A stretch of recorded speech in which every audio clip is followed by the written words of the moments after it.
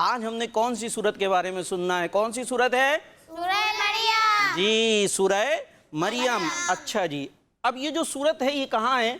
یہ قرآن پاک کے 16ویں پارے میں۔ کون سے پارے میں ہے؟ جی 16واں پارہ کس پارے کے بعد آتا ہے؟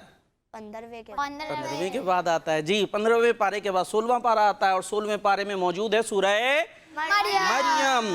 اچھا جی، اب یہ مریم ہیں کون جن کے نام پر یہ سورت ہے نا؟ سورہ مریم کا مطلب ہوا مریم والی سورت، ٹھیک ہے؟ اب یہ مریم کون ہیں جن کے بارے میں ہم بات کر رہے ہیں رضی اللہ تعالی عنہا؟ یہ جو مریم ہے حضرت عیسیٰ علیہ السلام کی والدہ کا نام ہے۔ مریم حضرت عیسیٰ علیہ السلام کی والدہ کا نام ہے۔ کس کا نام ہے؟ جی والدہ، امی جان ہوتی ہے نا، تو یہ مریم جن کے نام پر یہ سورت ہے یہ کون ہے؟ حضرت عیسیٰ علیہ السلام کی والدہ۔ حضرت عیسیٰ علیہ السلام کون ہے؟ یہ پہلے کوشچن آئے گا نا بھائی، کون بتائے گا حضرت عیسیٰ علیہ السلام کون ہے؟ ایک ہاتھ اٹھ گیا ہے، چلے جی آپ بتائیں۔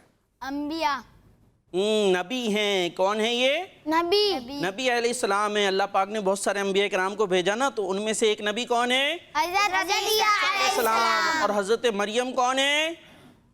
عیسیٰ علیہ السلام کی والدہ، ان کی امی جان، تو ان کے نام پر یہ سورت قرآن پاک میں موجود ہے۔ تو یہ بھی آپ بتا سکتے ہیں کہ مریم کون ہے رضی اللہ تعالی عنہ؟ حضرت عیسیٰ علیہ السلام کی والدہ کا نام مریم ہے۔